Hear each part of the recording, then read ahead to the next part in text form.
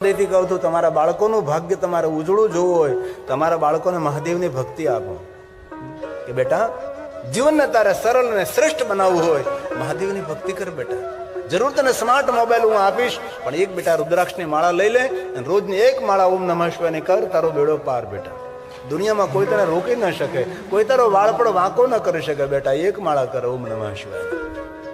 ભગવાન શ્રી હરિ ભગવાન વિષ્ણુજીએ કહ્યું કે પરોપકારી તો માતા પિતા એને જ કહેવાય છે, જે માતા પિતા પોતાના બાળકોને મહાદેવની ભક્તિ આપે છે, જે માતા પિતા પોતાના બાળકોને ભગવાન શિવ તરફ ભક્તિ જગાડે છે, એ માતા પિતા પરોપકારી છે.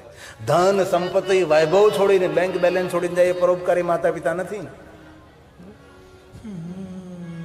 ધન સંપત્તિ વૈભવથી તેનો મંગલ નહીં થાય, તેનો મંગલ થશે ભગવાનની ભક્તિથી.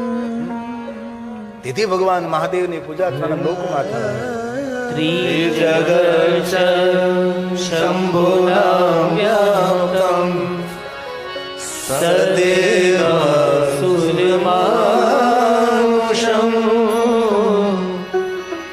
અનુગ્રહાય લોકાનાં લિંગ રૂપેણ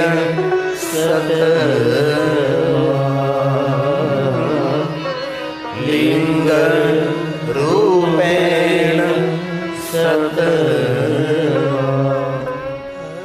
એક શિવલિંગની પૂજા કરો, વિશ્વના દરેક દેવી દેવતાઓની પૂજાનું ફળ પ્રાપ્ત થાય છે. એક શિવલિંગની પૂજા કઈ રીતે બ્રહ્મા સમજાવે છે, જેમ વૃક્ષના મૂળ અંદર જલ અર્પણ કરીએ, મૂળ વડે, થડ વડે, ડાળી વડે એક એક પર્ણને પાણી મળે છે. એવું કોઈ કર્યું આપણે કે કોઈ વૃક્ષને લીલું રાખવા માટે એક એક પાનને પાણી પાવા ગયા આપણે? નહીં. સીધી જ વાત છે ને. વૃક્ષના મૂળમાં તમે પાણી અર્પણ કરીએ એટલે મૂળ વડે જેટલા પર્ણ છે એટલા બધા જ પર્ણોને પાણી મળી જાય છે.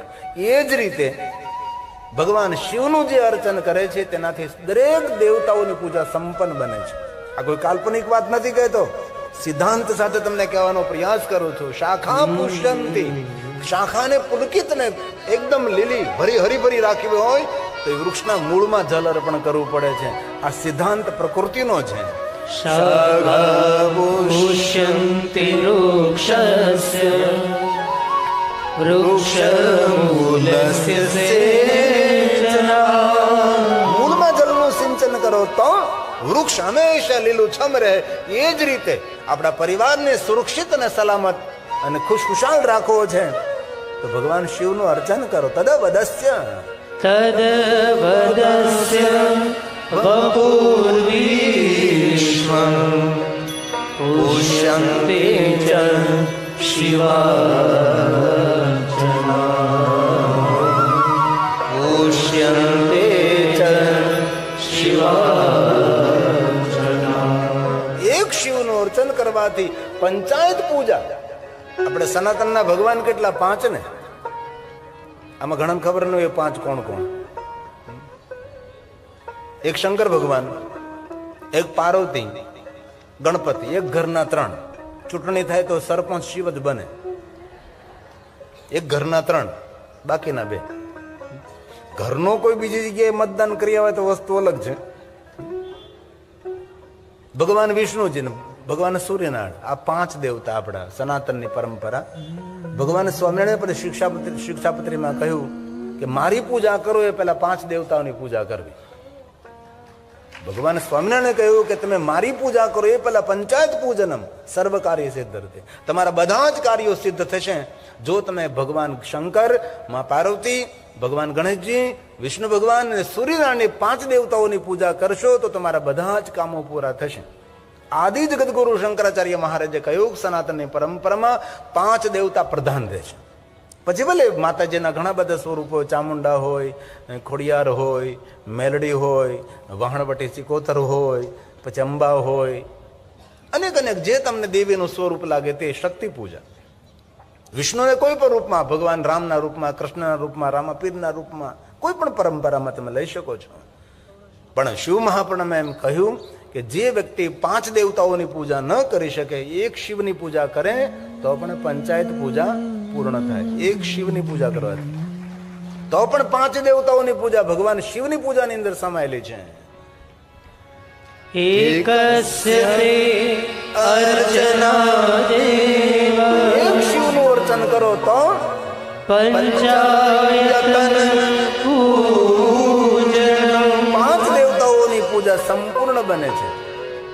બ્રહ્મા નારદને કહે છે, નારદ, વધારે કાંઈ ન થઈ શકે તો પ્રાતકાલે ભગવાન શિવને યાદ કરવા, વિશેષ પ્રકારે યાદ કરવા મહાદેવને પ્રાતકાલ. અને જે પ્રાતકાલ મહાદેવને યાદ નથી કરતો એ મનુષ્ય પ્રકૃતિનો ઋણી રહે છે.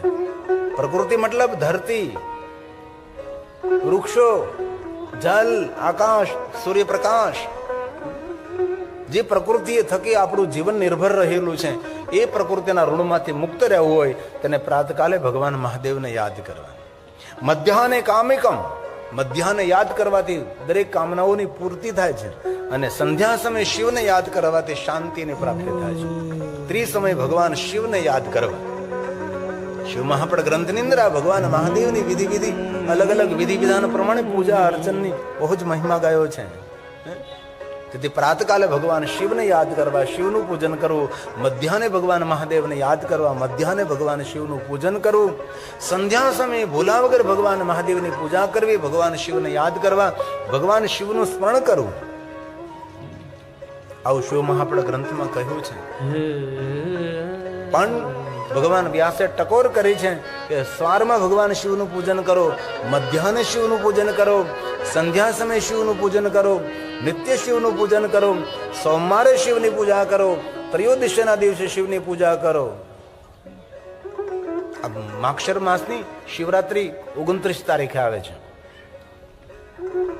અને આપણે કેટલા આમજાવાળા ભાગશાળી છે કે માક્ષર મહિનામાં ભગવાન મહાદેવની કથાનું શ્રવણ કરી રહ્યા છે. કારણ કે માક્ષર મહિનો શ્રાવણ મહિના સમાન મહિનો છે. પવિત્ર શ્રાવણ માસનો જે મહિમા છે એ જ મહિમા આ માક્ષર માસનો છે. અને મોટી મહાશિવરાત્રીનું જે પુણ્ય છે એ મહાશિવરાત્રીનું પુણ્ય આ માક્ષર માસની શિવરાત્રીનું પુણ્ય છે. 29 તારીખે શિવરાત્રી છે. આજે કેટલા 28 થી ને આજે 28 થી આજે કદાચ પ્રદોષ હોઈ શકે છે. આવતીકાલે 29 તારીખે શિવરાત્રી છે. જે દર મહિને શિવરાત્રી આવે છે તે કૃષ્ણ પક્ષની શિવરાત્રી. 29 તારીખને જે શિવરાત્રી છે 29 ડિસેમ્બર 2024 આવતીકાલે છે. આવતીકાલે જે શિવરાત્રી છે એ જે મોટી મહાશિવરાત્રી છે એના સમાન પુણ્ય આપનારી છે. થઈ શકે તો આવતીકાલે ઉપવાસ કરજો, અને ઉપવાસ થઈ શકે તો એક સમય ભોજન કરજો. એક સમય ભોજન કરે સંતોષ ને તો 2 સમય ભોજન કરજો.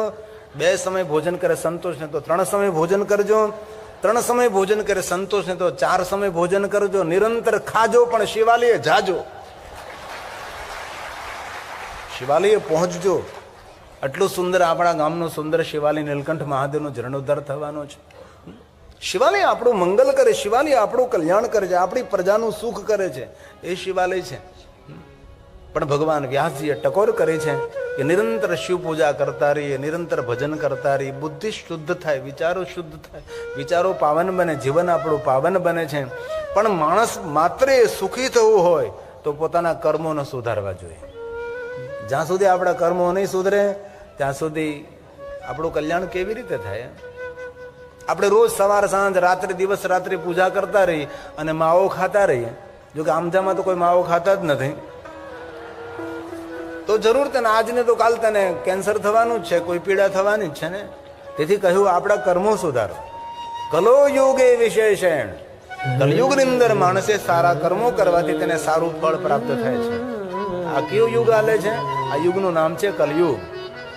તો જ્યાં સુધી આપણું જીવન આપણે પરિવર્તન ન કરીએ, જ્યાં સુધી આપણી વાણી નહીં બદલીએ, વિચારો નહીં બદલીએ, વ્યવહાર નહીં બદલીએ, ખાણીપીણી નહીં બદલીએ, ત્યાં સુધી કઈ રીતે સુખી થઈએ?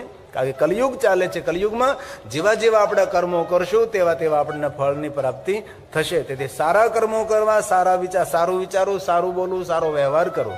તેથી ભગવાન વ્યાસનું વચન છે કે આ બધી જ પૂજા તમે કરો, દિન રાત ભગવાન શિવની પૂજા કરો. પણ જ્યાં સુધી આપણા કર્મો નહીં સુધરે ત્યાં સુધી આપણને સુખ નહીં મળે. સુખી થવા માટે શું કરવું પડે? આપણા જીવનના કર્મોને આપણે બદલવા પડે છે. આ વ્યાસ બોલ્યા છે, એવમ જ્ઞાત્વા કુર્વન યથોક્તં ફલવાપ્તે કલો યુગે વિશેષેણ ફલં સિદ્ધિસ્તુ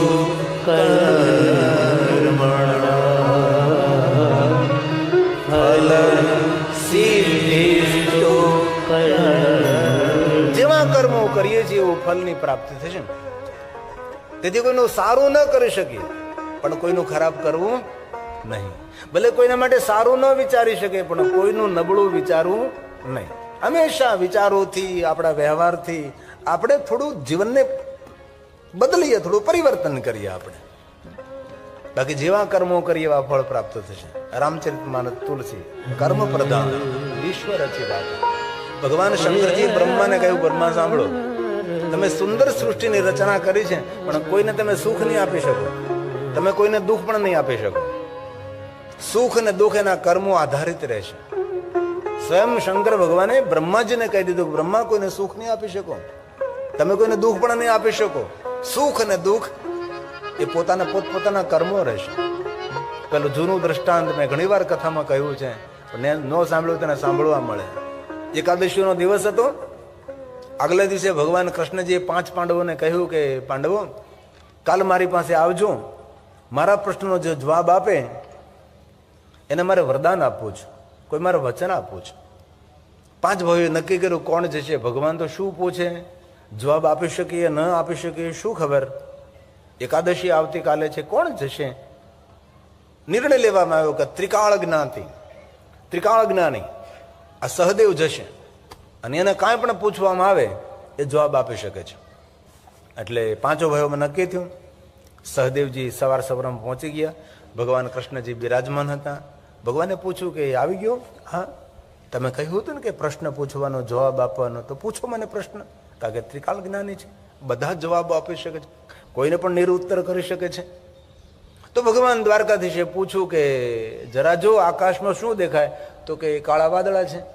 તો કહે મને એ વાદળા કોરા છે કે ભીના છે? સહદેવે આંખો બંધ કરીને જોયું તો માયાવી વાદળાઓ હતા. જો કોરા કે તો ભીના થઈ જાય, ભીના કે તો કોરા થઈ જાય. જવાબ ના આપી શકે. સહદેવ મૂંઝાણા, હવે શું કરું? આ જવાબ તો નહીં આપી શકું, કોઈ પણ જવાબ આપું ખોટો જ પડવાનો છે. સહદેવજી ભગવાનને પગે લાગી અને જતા રહ્યા. ભાઈ ભીમનું ધ્યાન પડ્યું કે શું થયું ભાઈ, જવાબ ના આપી શક્યો? ભગવાને આવો મને પ્રશ્ન કર્યો, આકાશમાં શું દેખાય? તો કે વાદળા. એ વાદળા કોરા છે કે ભીના છે? તો માયાવી વાદળા હતા. કોરા કો તો ભીના થઈ જાય ને ભીના કો તો કોરા થઈ જાય. તેથી હું જવાબ ના આપી શક્યો, હું પાછો આવ્યો છું. ભીમ કે એમ? ભગવાન આવો પ્રશ્ન કર્યો? તો ચાલ મારી સાથે, હું તારી સાથે આવું. કારણ કે ભીમ ભલે ભીમ, પણ દરેક પ્રશ્નોનું નિવારણ કરી શકે છે. ભીમ કે ચાલ ભાઈ તું મૂંઝામાં, આપણે ભગવાનની પાસે જઈએ. આપણે હવે ભીમ તો ભીમ એટલો મોટો કોટ પહેરી લીધો ઠંડીનો, જે કેનેડામાં પહેરે, મોટા મોટા ખીચાવાળો, છોકરો અંદર હમાઈ જાય એવડો મોટો ડગલો ગોઠણ નીચેનો, જે ઠંડા દેશોની અંદર પહેરતા હોય એવડો મોટો કોલર. ને આ યુકેની અંદર, યુરોપની અંદર, કેનેડાની અંદર અત્યારે હામો કોણ મળે ને તો ઓળખાય જ નહીં. બોલો એવા બધા પહેરી કેટલી ઠંડી પડે, માઇનસ. આવો મોટો ડગલો પહેરી લીધો, મોટા મોટા ખીચાવાળો, મોટા કોલરવાળો. બંને ભાઈઓ રસ્તામાં જતા હતા. એક વૃક્ષ ઉપર ઘણી બધી ચકલીઓ હતી. ભીમે હાથ ફેલાવ્યો, 2 ચકલીને પકડી લીધી. ચકલીને પકડીને કોટના ખીચામાં નાખી દીધા હાથ. ભગવાન પાસે જેને ઉભો રહ્યો છે. ભગવાન કે ભીમ તું? તો કે હા, પૂછો પ્રશ્ન. ભગવાને પ્રશ્ન કર્યો કે આકાશમાં શું દેખાય? તો કે કાળા વાદળ. મને ખબર છે. કોરા છે કે ભીના? ભીમ એ પણ જાણતો હતો કે માયાવી વાદળ છે, કોરા કહીશ તો ભીના થશે ને ભીના કહીશ તો કોરા થશે. શું કરું હું? ભીમ કહે છે ભગવાન, હું તમારા પ્રશ્નનો જવાબ આપું એ પહેલા તમે મારા પ્રશ્નનો જવાબ આપો. પૂછો ભીમ. ભીમે કહ્યું કે મારા હાથ ક્યાં છે? ભગવાન કૃષ્ણજી કહે છે તારા હાથ તો બંને તારા ખીચામાં છે, ખીચાની અંદર છે. કઈ રીતે મારા હાથ છે? તો કે બંને હાથની મુઠ્ઠીઓ વાળેલી છે. મારી મુઠ્ઠીમાં શું છે? તો કે બંને હાથમાં એક ચકલી છે. ભીમ કહે તો પછી કહો, એ ચકલી જીવતી છે કે મરેલી છે? આ બુદ્ધિશાળી શ્રોતાઓ કહેવાય, આ બુદ્ધિજીવી શ્રોતાઓ કહેવાય છે. ભગવાને વિચાર કર્યો કે જો એમ કહીશ કે જીવતી છે તો દબાવીને મારી નાખશે, અને જો મરેલી છે એમ કહીશ તો જીવતી બહાર ઉડાડશે. ભગવાન મૌન છે. ભીમ રાજી થાય છે કે જો ભગવાનને પણ ભગવાન તો ભગવાન છે, તેની બુદ્ધિ શક્તિની સાથે કોણ આવી શકે? ભગવાને બહુ સુંદર જવાબ આપ્યો. ભીમ સાંભળ, તારા પ્રશ્નનો જવાબ તારા હાથમાં છે. તારે સુખી થવું કે દુઃખી થવું એ તારા હાથની વાત છે. આનંદ લાભ હરતે પર પૂજ્ય. ભગવાન મહાદેવની વિશેષ પ્રકારે પૂજા કરવી, તેનું સ્મરણ કરવું. ભગવાન શિવનું પૂજન અર્ચન, શિવલિંગ પર પૂજ્ય તે વિશેષ પ્રકારે પૂજા કરવી. આનંદ નહીં પરમાનંદ જેને મેળવવો હોય તેના માટેની વાત છે. જે ભગવાન મહાદેવનું પૂજન અર્ચન, ભગવાન શિવનું ભજન કરે છે, જન્મ મૃત્યુ જરા જરા જરા એટલે વૃદ્ધાવસ્થા, બુઢાપો, તેના જીવનમાં વૃદ્ધાવસ્થા ના આવે જે મહાદેવની ભક્તિ કરે. જન્મ મૃત્યુ જરા જરાનો અર્થ થાય વૃદ્ધાવસ્થા, જર્જરિત શરીર થવું. આજે 35-40 વર્ષનો માણસ ગરડા જેવો દેખાય છે, 50 વર્ષનો ગરડો દેખાય છે. લાંબા સમય સુધી તમારે યુવાન રહેવું હોય, નિરંતર જો યુવાનીને માણવી હોય તો ભગવાન મહાદેવનું ભજન કરો. જન્મ મૃત્યુ જરા વ્યાધિ પીડિતમ કર્મ બંધને, કર્મના બંધનોમાંથી કોઈ મુક્ત ન કરી શકે. મારા મહાદેવનું ભજન કરો, કર્મના બંધનો પણ ભગવાન શંકર તમને છોડાવી દે છે. એ શિવ, એ મહાદેવ છે. इसलिए कहा पूजिताभ्याम, પૂજિતાભ્યામ પિતૃભ્યામ. પોતાના માતા પિતા સમજીને ભગવાન શિવનું પૂજન કરે છે. પિતૃભ્યામ, આપણા પિતા છે, તો આનંદ નહીં તો પરમાનંદમ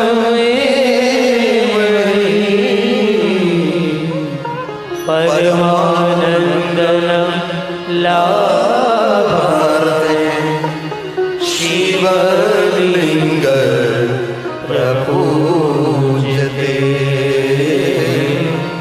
શિવલિંગ પ્રભુ.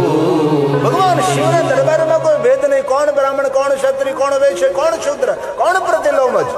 શિવના દરબારમાં કોઈ જાતિ જ્ઞાતિ વર્ણ ભેદ નથી. મહાદેવના દરબારમાં પવિત્રતાની પ્રધાનતા છે. કોઈ પણ જાતિના, કોઈ પણ જ્ઞાતિના, કોઈ પણ વર્ણ મહાદેવનું પૂજન કરી શકે છે. સ્વયં બ્રહ્મા બોલે છે, નારદ સાંભળો. બ્રાહ્મણ ક્ષત્રિયો વૈશ્ય શૂદ્રો વા પ્રતિલોમજ. એ જાતિથી જન્મેલો પ્રતિલોમજ. પૂજ્યતે સતતં લિંગં તન્મંત્રેણ સાદરં.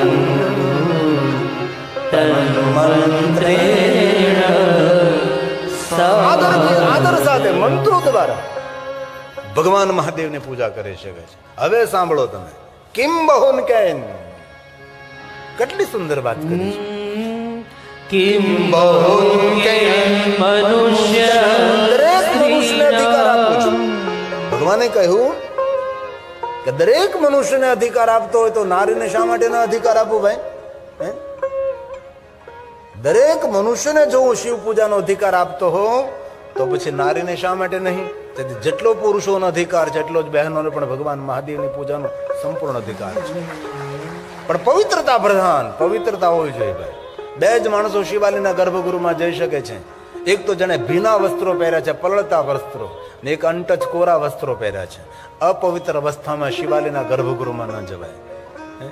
અરે અપવિત્ર અવસ્થામાં કોઈ દેવની પૂજા ન થાય તો મહાદેવની કઈ રીતે આપણે કરી શકીએ છીએ? અધિકાર નથી એવું નથી. ઘણા લોકો એમ કે બહેનોનો અધિકાર નથી. અરે મહાદેવના દરબારમાં કોણ સ્ત્રી, કોણ પુરુષ? इसलिए कहा किम बहुन कैन. किम बहुकेन मनुष्य स्त्रीणाम् मपि तथा अन्यतः अधिकारोऽस्ति सर्वेषां शिवलिङ्गार्चने.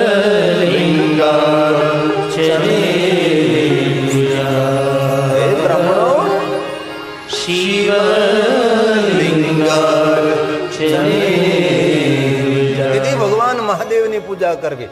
ઘરમાં જે શિવલિંગ રાખીએ તેને ચલિત શિવલિંગ કહેવાય છે. હાલતું ચાલતું હરતું ફરતું શિવલિંગ. મહાદેવના ભક્તોમાં સુંદર, મહાદેવના ભક્તોના ઘરમાં સુંદર શિવલિંગ હોય છે.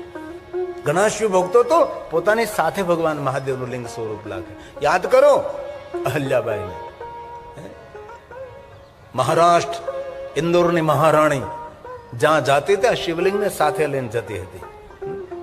પોતાની સાથે ભગવાન મહાદેવનું શિવલિંગ રાખતી હતી.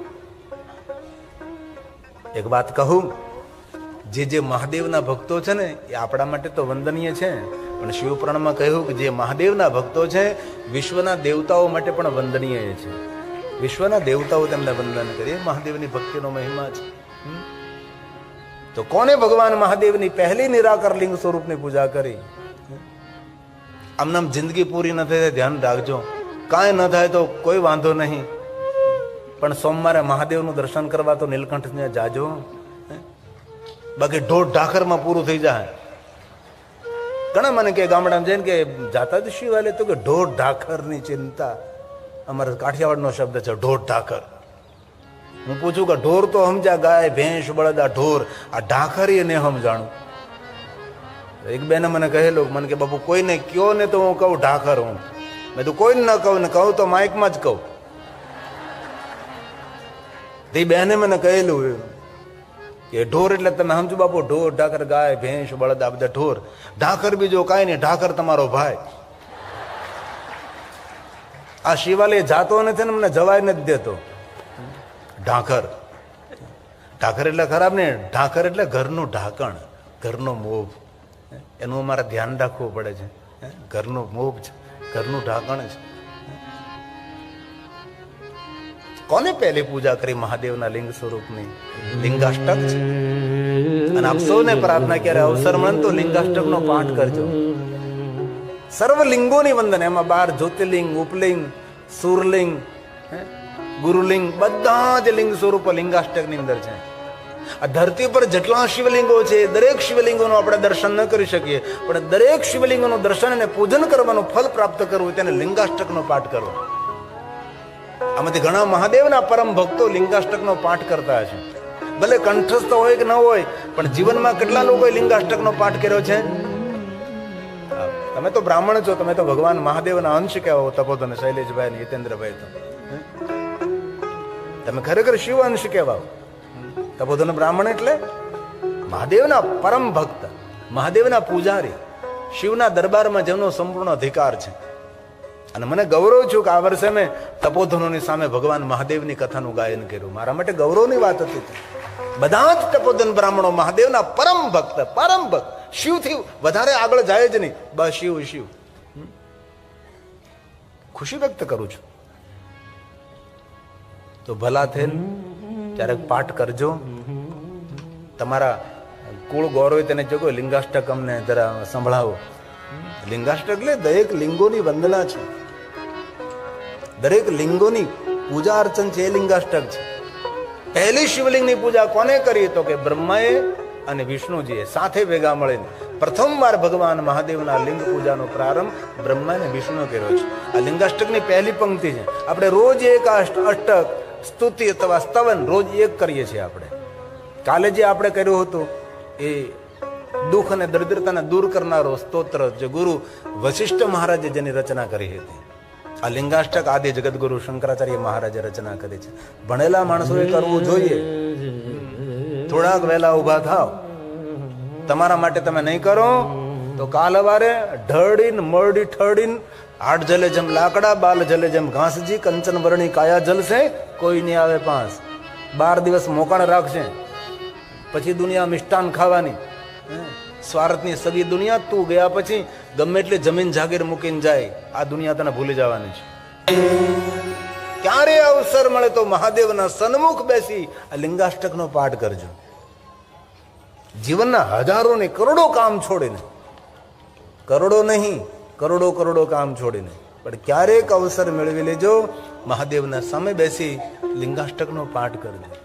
ધરતી પર જેટલા શિવલિંગો છે દરેક શિવલિંગોની પૂજા અર્ચનનું ફલ લિંગાષ્ટકનો પાઠ જે કરે છે એ મહાદેવના સાનિધ્યમાં રહે છે. સર્વ રીતે તેનું મંગલ ને કલ્યાણ થાય એ લિંગાષ્ટક છે. મહાદેવના ભક્તોએ તો લિંગાષ્ટકનો પાઠ કરવો જ જોઈએ. રોજ એક સ્તોત્ર આપણે લઈએ, રોજ એક સ્તોત્રનો પાઠ કરવા માટે પ્રેરિત કરું છું. કથા સાંભળતા કંઈક તો નિર્ણય લઈએ આપણે. લિંગોત્પત્તિ શ્રુતા શુભા શ્રુત્વા યસ્યા પ્રભાવે દુઃખ નાશો ભવે દે. ભગવાન મહાદેવની કથા શું આપે તો શ્રુત્વા યસ્યા પ્રભાવે, કથાના પ્રભાવ માત્રથી મનુષ્ય પોતાના દુઃખમાંથી મુક્ત થાય છે. શિવાલય 2 માણસો જાય છે. એક તો કાં દુઃખી હોય એ જાય છે, અને કાં લાલચુ હોય એ જાય છે. ભગવાન પાસે માગવા ભિખારી બનીને જાય છે આપણે, કારણ કે દુઃખી હોય ભગવાન દુઃખમાંથી મુક્ત કરે. ભાગ્યે જ કોઈ એવો હોય કે બિન શરતી ભગવાન મહાદેવને પ્રેમ કરતો અને શિવાલય પહોંચી જાય. કાંઈ માગવું નથી ને કાંઈ દુઃખ પણ નથી. મહાદેવ બિન શરતી શરણાગતિ, એવો તો ભાગ્યે કોઈ કોઈ હોય છે. બાકી તો ચારે તરફ ઊંધું વળતો હોય ત્યારે મંદિરે દોડતો દોડતો જાય. દુઃખ પડે ત્યારે જાય, કાંઈ લાલચા કાંઈ જાગી હોય ત્યારે ભગવાન પાસે નહીં. આપણું કર્તવ્ય છે ભગવાન મહાદેવના શિવાલય જવું જોઈએ આપણે. તેથી શિવપુરાણમાં કહ્યું દુઃખ નાશો સૂત સૂત મહાભાગ્યવાન છે જે મહાદેવના ભક્તો છે. મહાભાગ્યવાન છે મહાદેવના નિરાકાર લિંગ સ્વરૂપનું પૂજન અર્ચન દર્શન કરે છે. લિંગોત્પત્તિ શ્રુતા જે ભગવાન મહાદેવના નિરાકાર લિંગ સ્વરૂપની કથાનું શ્રવણ કરે છે. કથા શ્રવણ કરવા માત્રથી વરદાન મળ્યું છે, વચન આપ્યું છે. શ્રુત્વાસ્ય પ્રભાવેણ દુઃખનાશો ભવેરિહ દુઃખનાશો ભવેરિહ. શિવપુરાણ ગ્રંથમાં રાજોપચાર પૂજાનો મહિમા ગયો છે. રાજાશાહી ઠાઠમેઠ, સોના ચાંદી હીરા મોતી જવેરિયાત શ્વેતાંબર પિતાંબર લીલાંબર આ બધું જ ભગવાનને અર્પણ કરવું. પણ કોણ છે ત્યારે? પેલા રાજા મહારાજાઓ ભગવાન શિવની પૂજા રાજોપચાર કરતા હતા. સોના ચાંદી હીરા મોતી ભગવાન શંકરને ખૂબ અર્પણ કરતા હતા. અને આપણે જો સોના ચાંદી હીરા મોતી નીલકંઠ મહાદેવને અર્પણ કરતા હોત ને તો આજે શિવાલય બનાવવા માટે આ બધું ભેગું ન કરવું પડે, ફાળા ન કરવા પડે. હે કારણ કે આપણે કંઈ અર્પણ કરતા જ નથી. અને લોકોએ પ્રચાર પણ એવો કર્યો છે, એક બિલ્વપત્ર, એક પુષ્પ, એક લોટા જલકી ધાર. એનાથી આગળ વધ્યા જ નહીં લોકો. બસ એક બિલ્વપત્ર ચડાવતા રહ્યા, એક પુષ્પ ચડાવતા રહ્યા, એક લોટાના જલની ધાર કરાતા રહ્યા. રાજોપચાર પૂજા, રાજાશાહી ઠાઠમાઠથી મહાદેવની પૂજા. તેથી આપણા શિવાલયો સુવર્ણના શિવાલયો હતા. હજી પણ દક્ષિણ ભારતમાં આવા સુવર્ણના શિવાલયો છે. એ તો આપણે લોકો સંગઠિત નહીં હતા એટલે તૂટ્યાને માર ખાધો, ગુજરાતથી લઈને ઉત્તર ભારત સુધી. બાકી દક્ષિણ ભારતમાં હજી પણ શિવ પરંપરા અખંડિત પરંપરા છે, ખંડિત નથી. તો રાજોપચાર ન કરી શકો તો સોળોપચાર પૂજા કરો, સોળોપચાર ન કરી શકો તો પંચોપચાર પૂજા કરો, પંચોપચાર ન કરી શકો એકોપચાર, બસ જલ ચડાવી દો. તમારી પાસે કાંઈ નથી એટલે જલ ચડાવી દો. એ પણ ન થઈ શકે તો વૈરાગ્ય ઉપચાર, ભસ્મનું ત્રિપુંડ કરી દો. એ પણ ન થઈ શકે તો મનથી પૂજા કરો ભગવાનની. માનસી પૂજા આદિ જગતગુરુ શંકરાચાર્ય મહારાજ મનથી મહાદેવની પૂજા કરી છે. આદિ જગતગુરુ શંકરાચાર્ય મહારાજે જીવન 8 વર્ષની ઉંમરથી પ્રારંભ કરેલો શિવ ધર્મનો પ્રચાર કરવા માટે. આજે જે આપણે શિવ શિવ કરીએ છીએ ને એ યશ અને કીર્તિ આદિ જગતગુરુ શંકરાચાર્યને જાય છે. બૌદ્ધ ધર્મનો એટલો બધો પ્રભાવ હતો. બૌદ્ધ ધર્મ પૂરું ભારત બૌદ્ધ ધર્મથી પ્રભાવિત થઈ ગયું હતું. બુદ્ધમ શરણમ ગચ્છામિ. મોટા મોટા રાજાઓ, કારણ કે બુદ્ધ ભગવાન 10,000 શિષ્યો સાથે નીકળતા હતા. જ્યાં ડેરો નાખે આજુબાજુનું વાતાવરણ બદલી દે, માણસોના મગજ બદલી નાખે. અને સૌ બુદ્ધમ શરણમ ગચ્છામિ, બુદ્ધમ શરણમ ગચ્છામિ, પૂરું ભારત. અને 8 વર્ષની ઉંમરમાં આદિ જગતગુરુ શંકરાચાર્ય મહારાજ દક્ષિણમાંથી નીકળે છે. પડકાર કર્યો, બુદ્ધમ શરણમ ગચ્છામિ નહીં, શિવમ શરણમ ગચ્છામિ, શિવમ શરણમ ગચ્છામિ. એ આદિગુરુ જગતગુરુ શંકરાચાર્ય મહારાજની રચના છે. માનસ પૂજા, મનથી કરેલી ભગવાન શિવની પૂજા કેટલી સરળ છે. આમ અનેક શિવ ભક્તોને માનસ પૂજા કંઠસ્થ હોય. મનથી કરેલી મહાદેવની પૂજા, મન પરમાત્માને અર્પણ કરવાનું છે. હું તમને કહું છું પણ થોડું થોડું કરજો તમે. ઘણા તો ઘડિયાળ સામે જોયા કરે ક્યારે 12:30 થાય. જેને લાડો હોય એની રાહ જોતો હોય.